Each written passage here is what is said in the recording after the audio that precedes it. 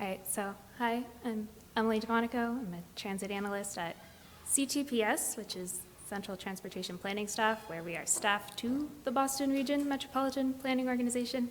That's a bunch of identifiers to say that I work at a public transportation planning agency, and we focus on how transportation networks impact the greater Boston region.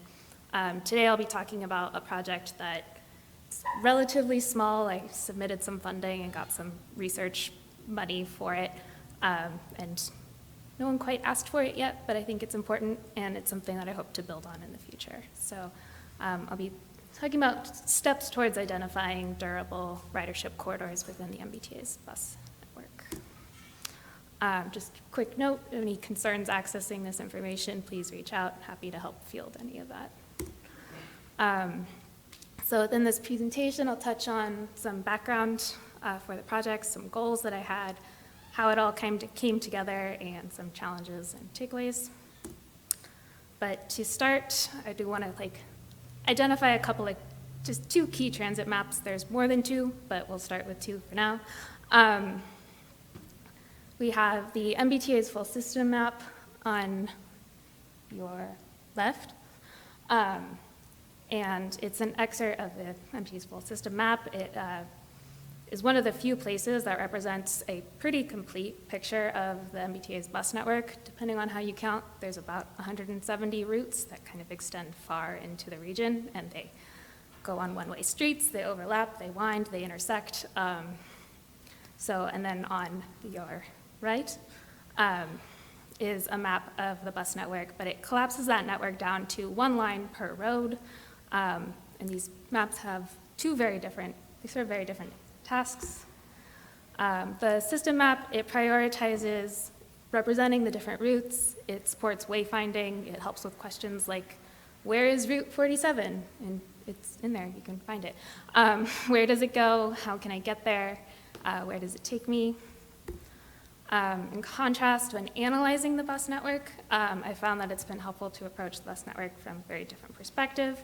More like a road network, but not quite.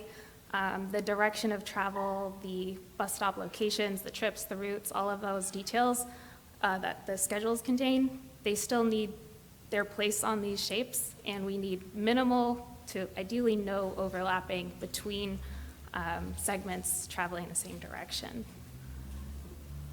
The other part of this is not really a surprise, but worth reflecting on just the scale.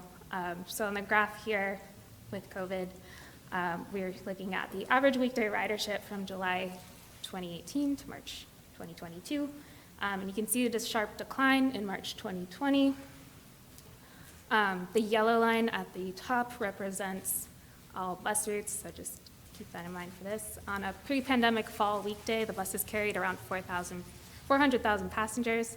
In 2020, that's approximately 200,000, so not none, but very essential ridership.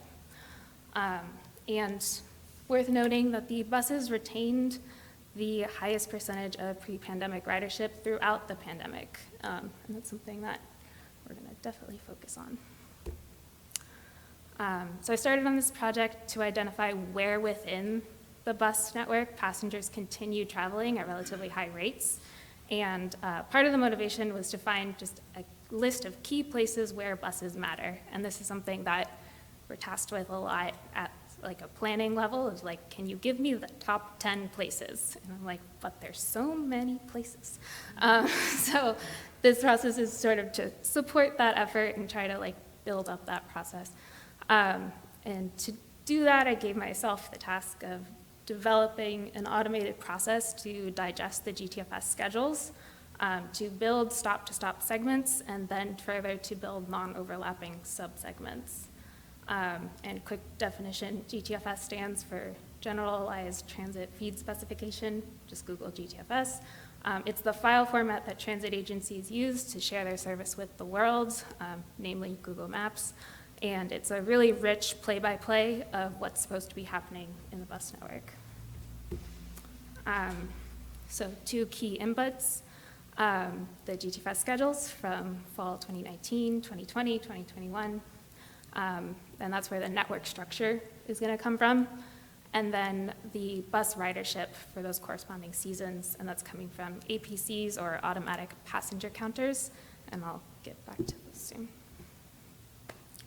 But first, processing the bus network, and this was like 80 to 90% of this work. This was complicated, but I figured out a process to pull out relatively reliably segments and then subsegments from the MBTA's GTFS, make no claims to transferability there. But the MBTA does have like one of the more complicated GTFS file structures that I've worked with.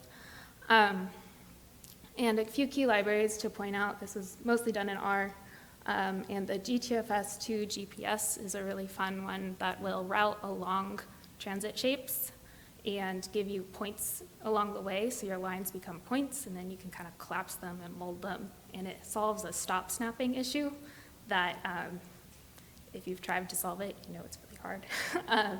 And then SF Networks is another newer library that is really cool. It allows you to take spatial data and create a network, and you have nodes and edges, and you can do a lot of different network operations on just like OpenStreetMap road data or a GTFS file.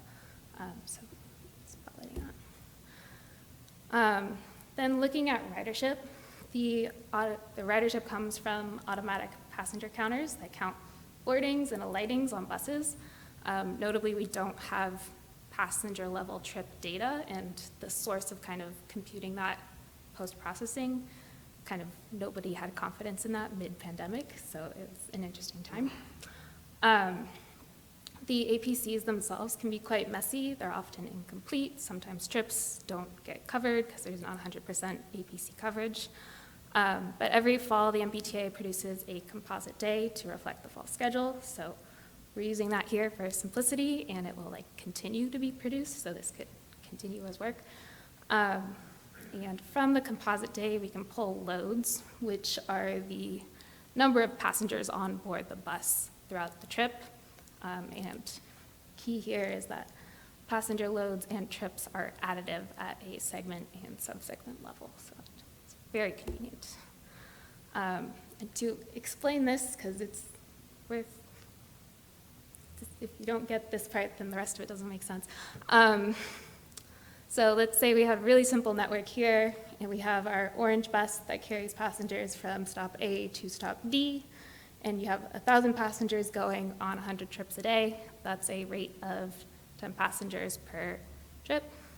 Then we have our second bus from stop B to stop D, our blue bus, and it carries 500 passengers on 25 trips at a rate of 25 passengers per trip. In that middle part where they're intersecting and they're, in theory, traveling on the same side of the road because they're going the same direction, we have a total of 1,500 passengers over 125 trips, which is 12 passengers getting per trip. So we're figuring out how to mold these things together and smush them into one data set that we can then filter, which was the primary way that I was defining durable ridership. There's many ways to take this and mold it and kind of iterate on it, and I got to choose one because I was doing this as a research project and no one was telling me otherwise. So I started filtering to try to find where durable ridership might be, and I chose to focus on consistently utilized service, so that included extending into fall 2019 and pulling that through the pandemic. There could be another version of this that goes 2020 to 2022. But I settled on 2 thresholds to start filtering down the data, and the first is a percentile threshold focusing on passenger loads per trip, so the key metric that I was tracking. And we're finding where the subsegments are above the 90th percentile within a season.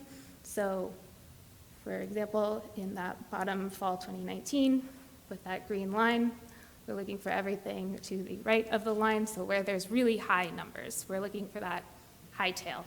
Because that's where things are really overlapping, and that's where there's just a lot of activity on one spot. There's also a minimum trips threshold, too, that just cleans up some of the messiness there. And I'll acknowledge that there's some informed but admittedly arbitrary judgment that goes into setting these thresholds. So to explore that visually, I made an interactive. It's not the most beautiful map, but if you know what you're looking for, it helps you get there.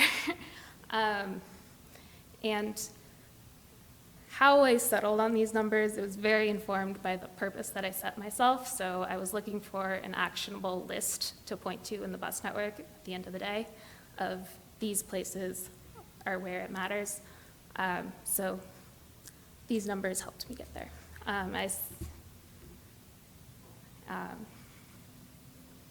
So I ended up setting a maximum trip threshold of, so I'm aiming for about 50 corridors overall, just in the end of it, that break on road names and municipal boundaries. So I settled on a 90th percentile passenger load and a 50 minimum weekday trips all day. And just to say, we're going much more less detailed, but much more consolidated. So we have corridors, and they get to be put in an interactive map, because otherwise they're not super helpful. So there's an interactive here, that's the final output. We can zoom to different corridors, and we can filter by some summative stats to start to explore them, depending on which year matters most to people. You can start filtering by that. So that's the story of the mapping, hopefully not overly technical. There's so much that was happening behind the scenes here that the final outputs are a little underwhelming, but in a way that they're supposed to be clear, they're supposed to be explicit, it's supposed to say here. And some couple other summative thoughts. One of the challenges of working with the buses is that you just keep running into the quantity of lines, and it doesn't quite have the same hierarchy in the data as you would with a road data set where you have arterials into interstates. And if you want to communicate connectivity, you can't just start chopping up the lines too much. So it's what I'm calling the colorful spaghetti effect can start happening, especially when you start mapping data on top of it. And this can get better, but the most effective solution I've had is just filtering, really honing in on what you want to say and not trying to say too much. And that really is the case for really carefully digesting this data and processing it down to a place where you can filter very dynamically, and you can keep adding and subtracting and knowing what you're doing with your lines and making sure that they all add up at the end. And some other takeaways. At the heart of this project is an attempt to approach the pandemic as a point of enrichment and not just disruption.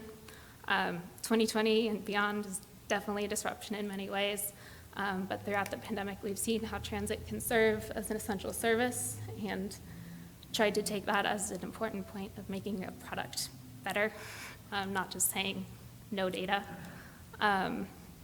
Another point on temporal scale, roads move, bus stops move, bus routes move. That's not quite solved here perfectly, but it's a step towards tracking that. Future work kind of ran out of time to throw demographics up there. We have them, they're there, they do tell an interesting story. And then I'm also interested in working with other approaches to do more mobility-informed COVID data. I had case data at a municipal level for COVID, but it didn't sit well with these patterns because people use the bus to move, and without passenger level trip patterns, we're kind of limited in how to really apply that and think about how it's changing things, other than the patterns that we know happened, which at that point you're not really adding much to the conversation. So, yeah, that's my presentation.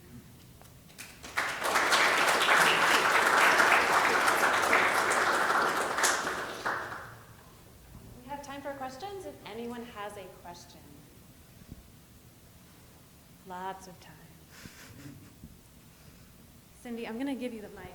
Otherwise, it's really hard to hear. Hi, Emily. So I think from the beginning of your talk, you were being asked to do top 10 potential places to add. So then what's the final connection between the durable ridership and where you add? Is it Sure. tributaries off of those core routes, or if you want to keep going with it? So the corridors ended up being where the subsegments passed both filters for all 3 seasons.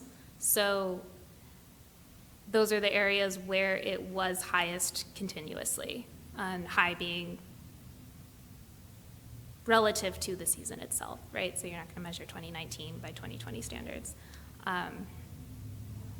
And that was the one that made the most sense. It was a little bit of a balance between finding the places that, like, somebody familiar with the bus network be like, oh yeah, that's a high volume corridor, and like getting a few of those extra informative bits that were a little less expected.